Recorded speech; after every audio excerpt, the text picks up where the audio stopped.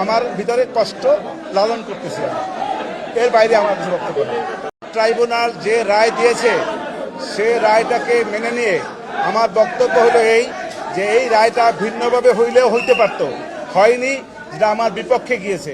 সেজন্য আমি ক্ষুব্ধ, আমি আমার ভিতরে কষ্ট লালন করতেছি, এর বাইরে আমার কিছু বক্তব্য নেই। আপিল করার সুযোগ নাই। আমি তো কষ্ট পাচ্ছি। আপনার মুখে হাসি দেখা যাচ্ছে। কেন কষ্ট পাচ্ছেন?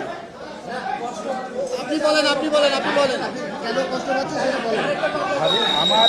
আমার এই জন্যই কষ্ট পাচ্ছি, আমার আসামির সাজা হয়েছে সর্বোচ্চ সাজা। আমার কষ্ট দেবে না, আমি কষ্ট পাচ্ছি। আর আমার পক্ষে এই মামলায় কোনো এপিল করার সুযোগ নাই যতক্ষণ পর্যন্ত আমার ক্লায়েন্টরা এসে মাননীয় ট্রাইব্যুনালে সারেন্ডার করবেন অথবা তারা কোনোভাবে গ্রেপ্তার হবেন।